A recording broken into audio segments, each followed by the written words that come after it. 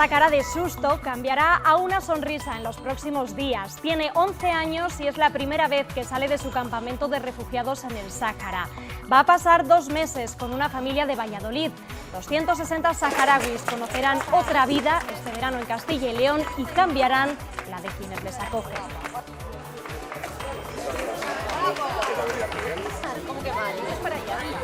Lo que a nosotros nos deja es impresionante. O sea, aprendemos ya no solo a valorar las cosas, sino a, no sé, es como que te sientes injustamente privilegiado en la vida. ¿Qué tal están? Buenas tardes. En una semana podrían llegar las ayudas para las empresas mineras que cierran. En esta reunión, en el Ministerio de Industria, los 2 consejeros y el secretario de Estado de la Energía han desbloqueado las subvenciones. Ahora los técnicos buscan la solución jurídica que permita el reparto de los fondos lo antes posible. Creo que es positivo, es lo que se pretendía, que se convocaran lo antes posible, y eso ya depende un poco del ritmo de trabajo que tengamos. O sea que creo que la actitud ha sido, como digo, muy positiva y de buscar consensos y acuerdos. El paro cayó en junio a niveles del verano de 2009. Hay casi 125.000 desempleados menos. Es la segunda bajada más fuerte desde que se registran estos datos. En Castilla y León fue casi del 5%. El verano ha impulsado las contrataciones, sobre todo en la hostelería. El asesinato de Isabel Carrasco ha vuelto al juzgado. Los abogados de las condenadas han pedido en el Tribunal Superior de Justicia de Castilla y León una rebaja de las penas, 14 años menos de cárcel para la madre y la absolución de la hija. En 2 semanas habrá nueva sentencia.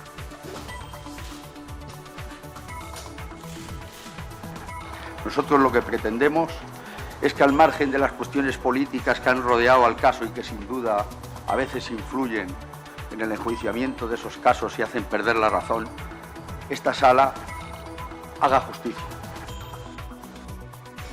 Además de escribir El Principito, Antoine de Saint-Exupéry fue piloto y corresponsal de la Guerra Civil Española. Lo confirma un documento hallado por casualidad en el archivo de Salamanca. Esta cartulina amarilla fue su carné de reportero. Vino para cubrir el asedio de Franco a Madrid y allí coincidió con Hemingway y con Robert Capa. La tarjeta se daba por perdida. Policarpo Sánchez la ha encontrado en una caja que llevaba sin abrirse desde 1939. Y por delante los datos, que es muy interesante. Viene. Y mañana atención al tiempo porque vuelven las tormentas y los chaparrones, principalmente por la tarde. En las zonas de montaña incluso puede que sean de granizo, pero el agua no refrescará los termómetros, sigue el calor y las máximas por encima de los 30 o 32 grados. En poco más de una semana podrían llegar las ayudas para cerrar las minas de carbón. Es un último aliento de 20 millones de euros para que los mineros al menos puedan trabajar en las labores de clausura de las explotaciones. La Junta y el Ministerio de Industria buscan juntos la fórmula jurídica que permita entregar esos fondos cuanto antes.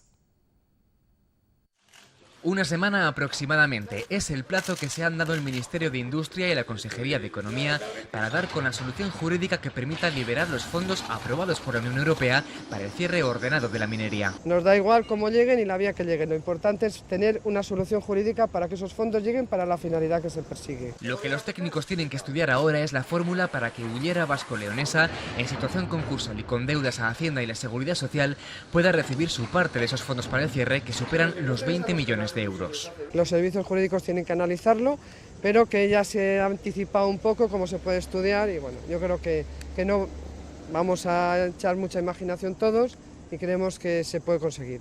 La Junta también se lleva el compromiso de Industria para firmar en unos días los convenios del Plan Miner, también estancados, entre 100 y 125 millones para reactivar las cuencas mineras de León y Palencia con proyectos como depuradoras o polígonos industriales. Si a eso unimos el plan de reactivación económica que hemos aprobado en las Cortes recientemente, pues va a suponer un impulso muy grande en una zona que vemos cómo se está quedando sin empleo y se está cada vez despoblando más. Doble inyección de esperanza para las cuencas mineras de la comunidad y el futuro de sus trabajadores.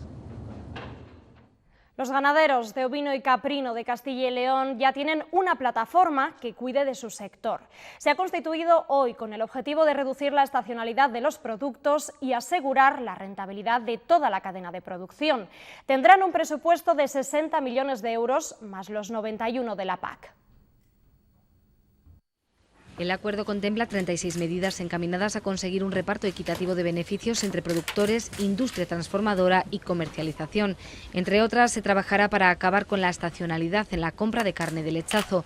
Se diseñarán estrategias para que este producto se incluya de forma habitual en la cesta de la compra. Y lo que queremos es trabajar, innovar, investigar para que el consumo de lechazo se incorpore con carácter regular a la cesta de la compra, de modo que haya otras presentaciones, otras formas de producir y de consumir el lechazo. En Castilla y León se sacrifica el 78% de los lechazos a nivel nacional. De ellos, el 18% son de fuera de la comunidad. El reto de la plataforma será mejorar la identificación. Queremos identificar claramente y que el consumidor sepa que solo el lechazo que lleva la vitola de Tierra de Sabor es lechazo producido en Castilla y León. Evitar la caída de precios de la leche será otro reto. Para ello buscarán fórmulas para almacenar los excesos de producción. Si hay exceso de producción de leche, eso no haga que bajen los precios, sino que se pueda almacenar y garantizar un precio razonable durante todo el periodo del año. La formación e investigación serán otras herramientas para mejorar la competitividad. Además, fomentará la cultura de contratos de larga duración entre productores y distribución. La exportación a América de estos y otros productos de la comunidad es desde hoy un poco más fácil. Iberaval y la Cámara de Comercio Hispana en Estados Unidos han firmado un acuerdo para promover la compraventa entre ambos países y harán más asequibles los costes y los plazos de devolución. Mañana cientos de empresarios de la comunidad asistirán a unas jornadas para informarse sobre el acceso al mercado americano. Lo inaugurarán la ministra de Agricultura y el presidente de la Junta. Junio ha cumplido con la tradición. El paro ha caído hasta los 3.700.000 desempleados. Es la cifra más baja desde el verano de 2009. Las contrataciones han batido un récord, casi 2 millones. En Castilla y León, este junio ha sido el mejor de los últimos 15 años. Como era de esperar en el inicio del verano, es el sector servicios el que tira de la contratación y por tanto de la reducción del paro.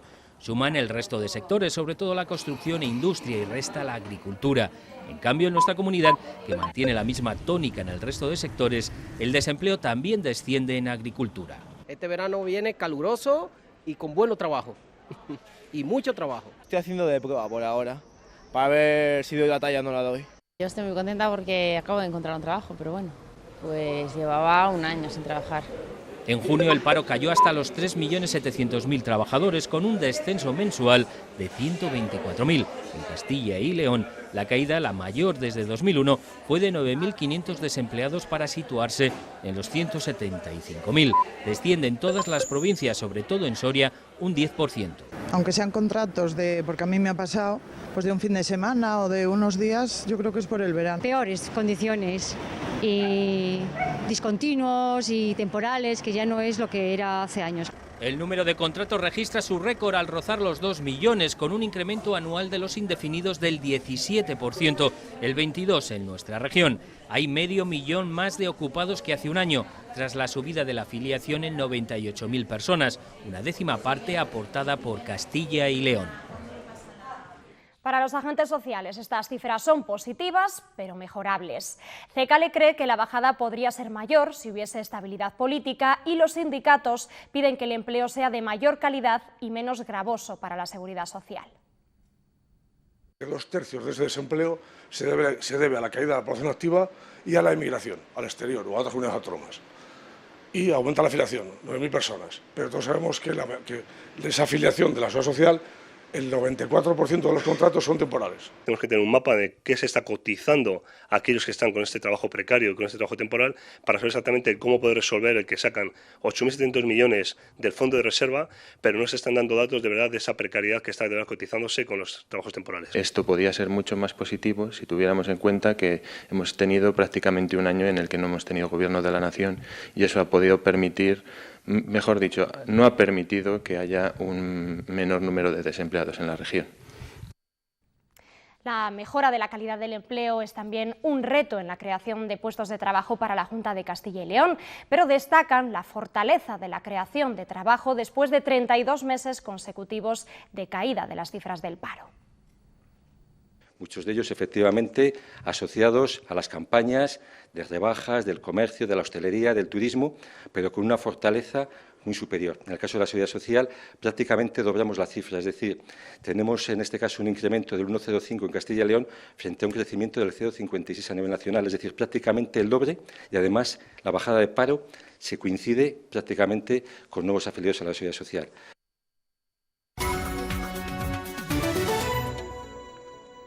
Esta mañana se ha celebrado en Burgos la vista oral con las alegaciones del juicio por el asesinato de Isabel Carrasco. El abogado de la asesina confesa, de Montserrat González, ha pedido rebajar su pena de prisión y la absolución de su hija, de Triana Martínez. Por su parte, la defensa de la policía local, Raquel Gago, también ha pedido la absolución para su clienta, pero el Ministerio Fiscal solicita aumentar la condena. El Ministerio Fiscal ha pedido incrementar hasta los 12 años la pena de prisión para la policía local Raquel Gago. Es más del doble de la condena impuesta al considerar que existía un plan preconcebido para acabar con la vida de Isabel Carrasco. Que condena a esta como autora de un delito de asesinato, como cómplice de un delito de asesinato en concurso ideal con el de atentado. Por contra, su abogado defensor ha solicitado la absolución de su clienta, alegando que no hay pruebas claras inculpatorias. Por su parte, la defensa de Triana Martínez también ha solicitado su absolución. Es que se ha vulnerado el derecho a la presunción de inocencia. Y se ha vulnerado ese derecho porque realmente ya no es que estemos, como dice la jurisprudencia, ante algo probable. Es que solo ha habido una mera posibilidad. El también abogado de la asesina confesa, Montserrat González, solicita rebajar la condena de los 22 años iniciales a 8,5 por un claro trastorno delirante persecutorio. Que tiene un trastorno delirante persistente de libro, que es alucinante que no se haya podido ver ni apreciar por los médicos forenses. Está obsesionada con el asunto. El abogado defensor de la madre y la hija ha acusado de aberraciones y errores al jurado popular. La sentencia definitiva se conocerá en 2 semanas. Una meningitis mal curada le dejó en silla de ruedas. Unai lleva 6 de sus 14 años viviendo con las piernas amputadas. Se contagió en un campamento y la justicia ha obligado a la parroquia que lo organizaba a indemnizarle con 840.000 euros. Aún cabe recurso, pero la familia espera que llegue ese dinero para poder garantizar un buen futuro a Unai. Unai tiene ahora 14 años. Hace 6 le amputaron sus 2 piernas por un brote de meningitis no curado a tiempo. En verano lo pasa mal con las prótesis y hay días que no quiere salir de casa. Con las piernas ahí, tengo 2 capas de fundas y pues, me suda mucho. A pesar de eso se conforma con lo esencial, sentirse querido por sus compañeros. Me ayudan y sí, estoy contento con ellos. ¿No? Pues estoy feliz. La sentencia aprecia culpa civil de esta parroquia, la que organizó aquel campamento. Está condenada a indemnizar a la familia con 840.000 euros. Será la única opción, sacar un duro o lo que se pueda para que este crío tenga una vida lo más decente posible. Yo, por suerte, por mi trabajo, con mi nómina, vivimos los 5. O sea, lo que se va a sacar es para él. En estos casos nos dicen el dinero no tiene valor, la pesadilla va por dentro. Sale al parque, y al principio vamos al parque, ¿para qué? ¿Para ver jugar a los otros? Eso duele mucho y ha estado mucho tiempo sin salir. La batalla aún no se ha ganado del todo. La parroquia ha recurrido la sentencia y si gana, la familia insistirá ante los tribunales. Un atraco en un supermercado de Arroyo de la Encomienda en Valladolid esta tarde se ha quedado en un susto. Un hombre armado ha atracado a una clienta que se encontraba aparcando su coche. La mujer se ha resistido y el atracador le ha dado un golpe con la culata de la pistola, provocándole varias brechas en la cabeza. Hasta el lugar de los hechos se ha desplazado la Guardia Civil y una ambulancia que ha trasladado a la señora de 51 años al hospital clínico. El hombre finalmente ha huido a bordo del coche robado. La Guardia Civil ha detenido a 19 personas en España por tener o distribuir material pedófilo. Coaccionaban a niños para que se grabasen abusando de otros menores y después difundían esos vídeos en Internet. Además de los detenidos en España, hay otros 60 en Latinoamérica. Manipulaban a los menores a través de las redes sociales, les pedían que se grabasen abusando de otros niños y después difundían esas imágenes por Internet.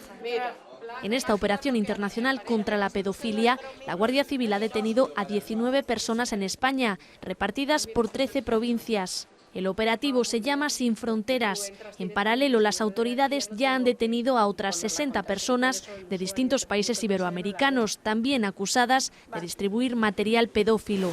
Por ahora, los investigadores analizan miles de archivos para identificar al mayor número de víctimas posible. Ya han reconocido a 14 menores españoles y 2 colombianos víctimas de abusos sexuales. Fumarse un porro en Tailandia puede suponer 15 años de cárcel y muchos viajeros no lo saben. 3 de cada 4 españoles encarcelados en el extranjero lo están por tráfico o consumo de estupefacientes. El Ministerio de Sanidad quiere concienciar a los turistas con una campaña «Las drogas cambian tu destino». Sara Ayuso, Madrid, buenas tardes. Hola, ¿qué tal? Buenas tardes. La Delegación del Gobierno para el Plan Nacional sobre Drogas y la ONG Movimiento por la Paz han puesto en marcha esta campaña con la que pretenden concienciar de los riesgos de consumir y traficar con drogas en el extranjero. Nos acompaña Francisco de Asís Babín, el delegado del Gobierno del Plan Nacional sobre Drogas. Muy buenas tardes. Buenas tardes. ¿Cuáles son las consecuencias y cuál es el objetivo de esta campaña? Bueno, el objetivo fundamental es intentar que nadie, por ignorancia, pueda de alguna manera tener un conflicto con la justicia en países a los que se traslade por razón de vacaciones o por cualquier otro motivo. Evidentemente la legislación es diversa entre los distintos países y hay veces que se cree que pues se puede viajar con cualquier tipo de sustancia y eso se considera tráfico de drogas en muchos países y está penado de manera muy notable. En España se distingue entre el consumo y el tráfico de drogas, no así en otros países, a pesar de que podamos pensar lo contrario. En muchos países esta distinción no existe y se trata como un delito penal tanto la posesión para el propio consumo como el intento de distribuir las drogas. En países incluso muy cercanos a nosotros, en países miembros de la Unión Europea, la legislación es radicalmente distinta.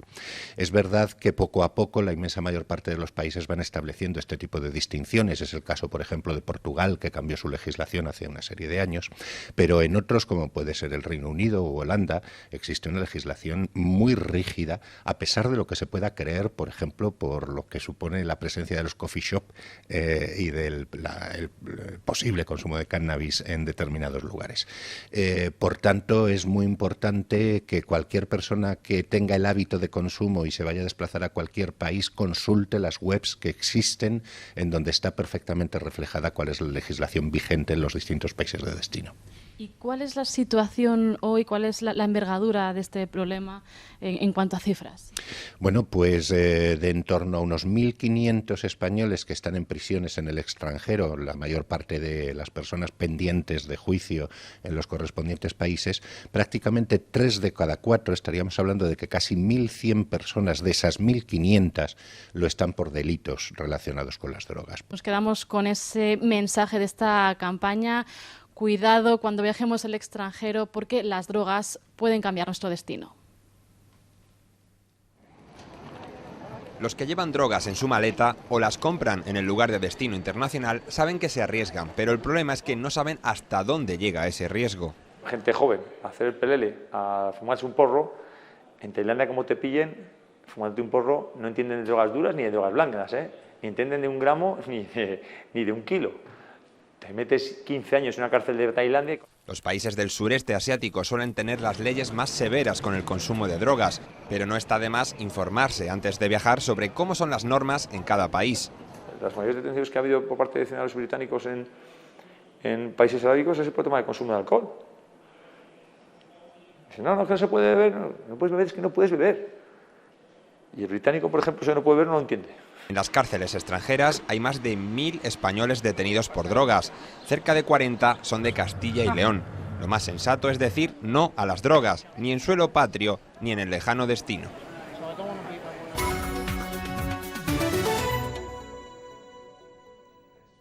Rajoy se conforma con un acuerdo de mínimos con varios partidos para presentarse a la investidura. El presidente en funciones pretende pactar al menos los presupuestos y el techo de gasto para asegurar la estabilidad de un futuro gobierno.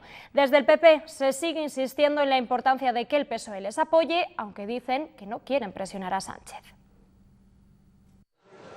Este es su objetivo para las próximas semanas. Dotar al Gobierno de la mayor estabilidad posible y pactar un acuerdo, al menos de mínimos, para el funcionamiento normal de ese Gobierno en el Parlamento. Comienza este martes con Coalición Canaria y hablará con todos los partidos menos con Bildu. Tiene especial interés en el PSOE. Lo que no queremos es presionar al Partido Socialista ni al Comité Federal ni a su secretario general, que evidentemente tendrá sus plazos. Esos plazos comienzan a correr este martes.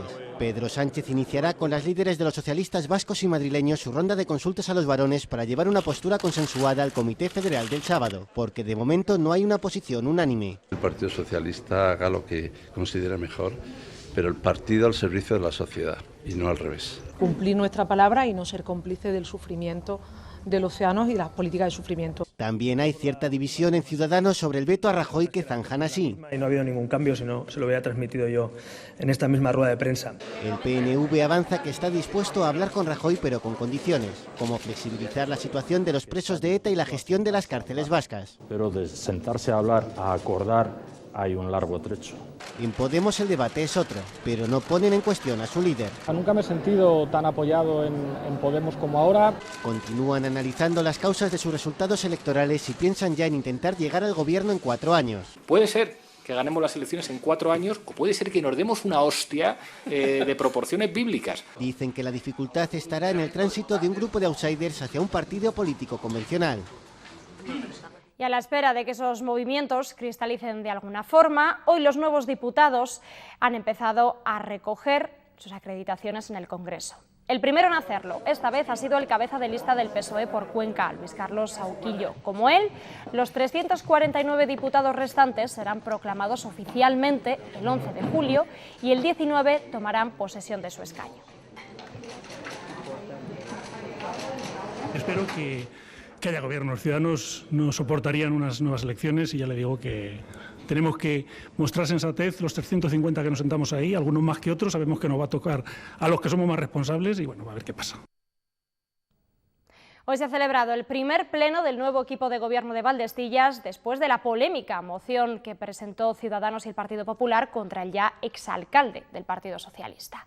La tensión vecinal ha sido una vez más la protagonista. Muchos siguen sin estar de acuerdo con la forma de gobernar del alcalde y le acusan de no contar con su opinión. Durante el pleno, la moción que el Partido Socialista quería presentar no ha salido adelante por votación al presentarse fuera del plazo legal. Una moción contra el exsecretario del Ayuntamiento por, entre otras cosas, filtraciones a la oposición o la desaparición de libros de cuentas de los años 2003, 2004 y 2005. Un alcalde no tiene competencia para abrir un expediente sancionador por falta muy grave a un funcionario público. Entonces lo que vamos a hacer es dejar que ese expediente siga su trámite y que sean los órganos competentes los que decidan sobre ese expediente, sobre si la validez del expediente, sobre si hay sanciones. Nosotros no tenemos competencia, siempre según el asesoramiento jurídico. El caos de Vueling ha vuelto a sentirse con fuerza este lunes en el aeropuerto de Barcelona. Las cancelaciones y los retrasos se han repetido y la compañía tiene hasta mañana para presentar en Fomento todos los medios con los que cuenta para hacer frente a las operaciones del verano. Así se ha decidido en la reunión de esta tarde con el Ministerio a la espera de concretarse la sanción que tendrá que afrontar la empresa. Un día más y ya vamos por el quinto. Colas, retrasos y cancelaciones, pero sobre todo enfado entre los pasajeros. 12 horas en la vida, no lo he vivido nunca. El caos en Vueling ha vuelto a colapsar el aeropuerto de Barcelona. Fatal, durmiendo en el suelo, en los bancos. Aunque la situación en las últimas horas no ha sido tan grave como la del fin de semana, la indignación ha seguido creciendo. De nada compensa un retraso, uno está esperando que algo se retrase para venir a buscar una compensación. Descontrol también en Castilla y León. Aquí, en Villanubla, el vuelo desde Barcelona del mediodía de lunes se ha retrasado 1 hora. Nos estamos enterando por los paneles informativos. Y aquí con paciencia y aguantando el chaparrón. Hasta los propios trabajadores empresas lo veían venir. Porque veíamos que todo iba tan ajustado, las líneas, las rutas. Y mientras la empresa se excusa y dice que los problemas surgieron por la anulación de 56 viajes el 28 de junio. 8.000 pasajeros que tenemos que reacoplar en los días siguientes en la operación salida. También piden disculpas, pero aún así... Está muy bien, somos gente educada, la compañía pide disculpas, pero hay algo más que pida disculpas, como pueden imaginar. Además, la ministra de Fomento recuerda... El incumplir los derechos de los pasajeros no sale gratis a nadie en este país. E incluso el propio defensor del pueblo ha pedido ya que se compense a los afectados. El terrorismo vuelve a golpear Oriente Medio. Esta tarde se han producido una cadena de atentados en 2 ciudades de Arabia Saudí. De momento solo ha trascendido que han provocado varios muertos, pero no sabemos la cifra. Sigue así la violencia que sufrió Irak este sábado. Hoy han empezado a enterrar a las víctimas de la masacre en Bagdad.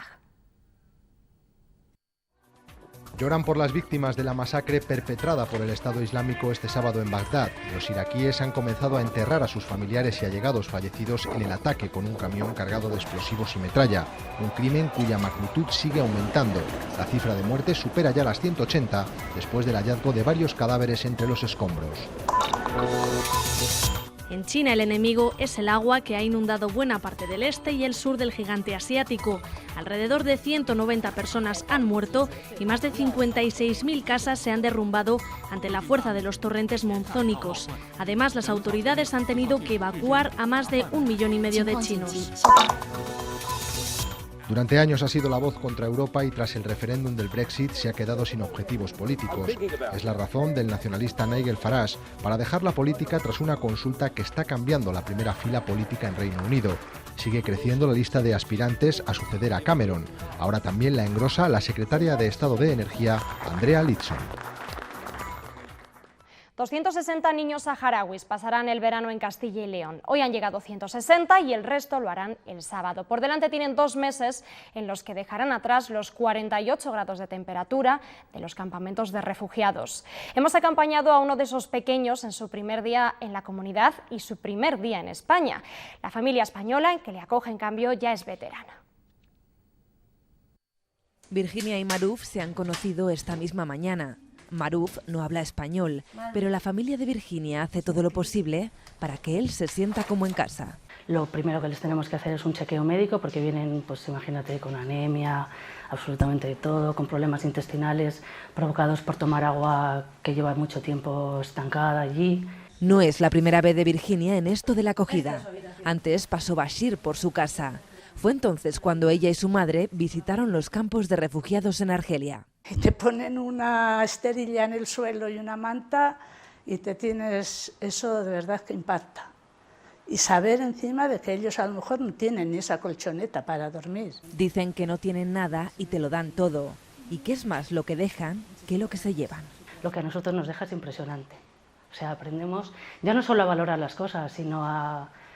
No sé, es como que te sientes injustamente privilegiado en la vida. Maruf habla con su madre tras un largo viaje. Él es el rostro visible de un conflicto que dura ya 41 años. Sabemos que lo esencial es invisible a los ojos porque nos lo enseñó Antoine de Saint-Exupéry en El Principito. Además de este libro, el escritor francés narró sus aventuras como piloto y fue reportero de la Guerra Civil Española. Su carné de prensa del año 37 se daba por perdido, pero el investigador Policarpo Sánchez lo ha encontrado en el archivo de Salamanca. Aquí se fusila como se tala árboles, escribió un horrorizado Antoine de Saint-Exupéry sobre la guerra de España. Del francés se sabe sobre todo que fue el autor del Principito y que era aviador, pero ahora nos lo encontramos ni más ni menos que en el archivo de Salamanca. Policarpo Sánchez ha localizado su carné de prensa, el que lo acreditó ante la Junta de Defensa de Madrid como corresponsal de Paris-Soir. El carné estaba totalmente perdido y localizable en una caja que aparentemente nada tenía que ver. Dentro del Frente Popular de Madridejos, ¿quién iba a imaginar que buscando la documentación del pueblo toledano de Madridejos, ahí es donde se encontraba el carné del autor del Principito? Un hallazgo que es a la vez denuncia. El archivo puede guardar otros muchos tesoros a la espera de que se realice un inventario y una catalogación papel por papel, algo que el Ministerio de Cultura no ha hecho hasta ahora. Ha dado tantos fondos, ha invertido tantos esfuerzos, tantas energías y tanto dinero para satisfacer los intereses de la Generalitat de Cataluña. Las cajas donde había documentos de Cataluña han quedado perfectamente clasificadas y ordenadas. Las cajas donde no había documentos catalanes no eran hijas de Dios. Circunstancia que hace que pasen muy desapercibidos otros tesoros, como los carnés de prensa de algunos grandes fotógrafos de guerra, como Robert Capa o Gerda Taro. Anticipó, afirma Policarpo, de otras muchas sorpresas que aún dará este archivo. Lo podrán visitar las más de 1.600 personas de 70 países diferentes que van a pasar el verano en Salamanca con un objetivo: aprender español. La universidad ha inaugurado hoy sus cursos de lengua y cultura española que organiza desde 1929. El escritor chileno Jorge Edwards, premio Cervantes, ha dado el discurso inaugural y ha pedido a los hispanohablantes que vivamos nuestro idioma sin complejos ante otras lenguas. El español es un idioma muy fuerte hoy día, gana mucho terreno. Yo he ido mucho al sur de Estados Unidos, a Florida, a esas partes, y ahora lo normal es hablar en español.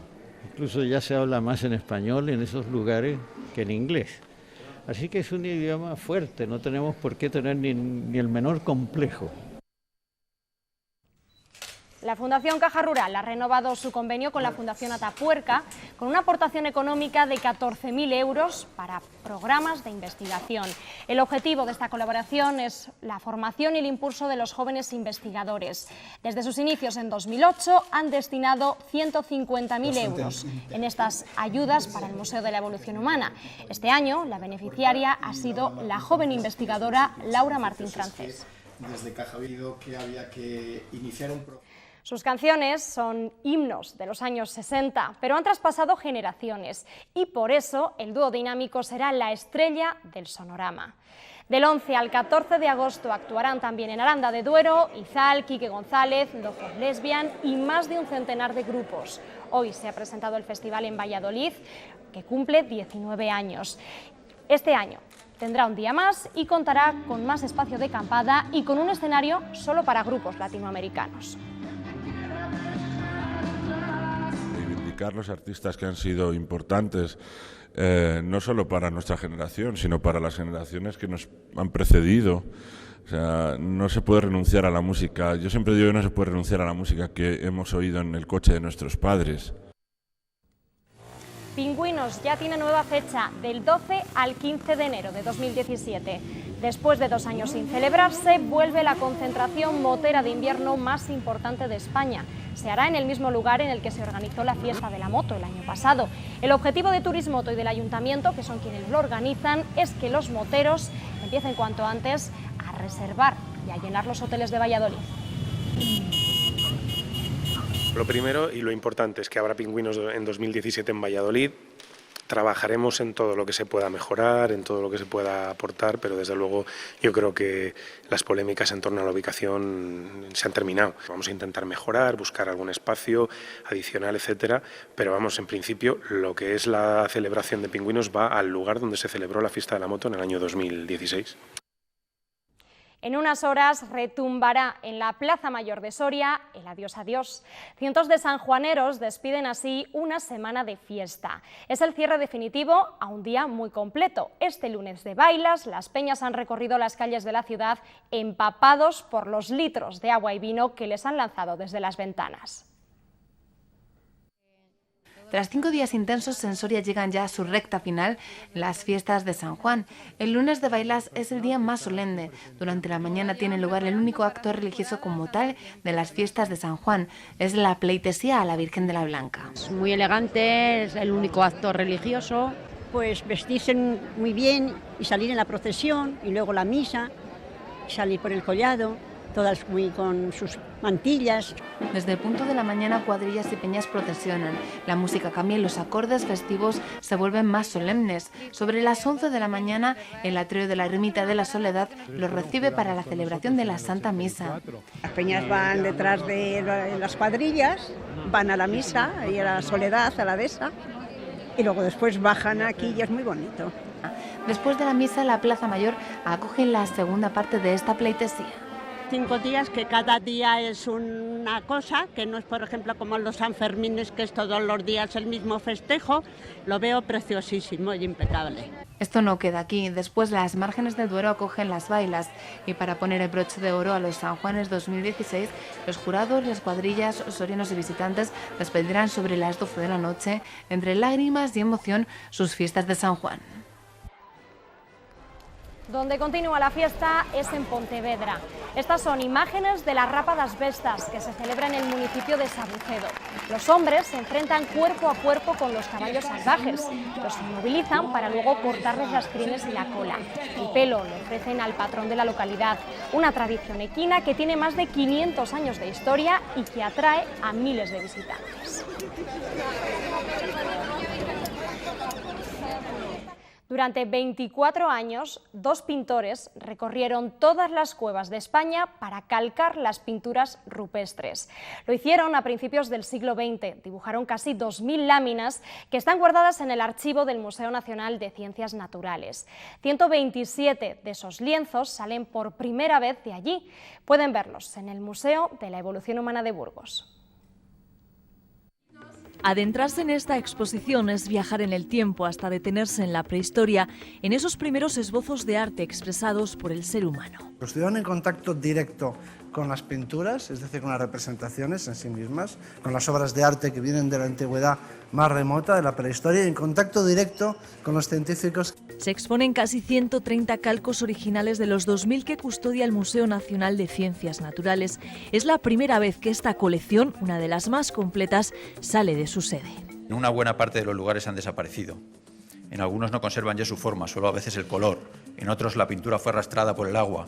Grafito, tinta china, carboncillo o aguadas a color son algunas de las técnicas que Hernández Pacheco, Cabré Aguiló o Benítez Mellado aplicaron para realizar las miles de copias desde 1912 a 1936. Estos hombres que a principios del siglo XX salieron con sus mochilas, se metieron en cuevas, vais a ver en la exposición la ropa que llevaban. Una colección que representa pinturas paleolíticas de arte levantino y esquemático de prácticamente toda la geografía española. El Valle de las Batuecas, en Salamanca, nos recuerdan que la primera referencia que se conoce en España acerca de la existencia de pinturas rupestres tiene lugar en Castilla y León. La muestra se puede contemplar hasta el 29 de enero. Con este repaso al arte rupestre nos vamos. Les dejamos con el tiempo y después con el programa Empléate. ¡Feliz noche!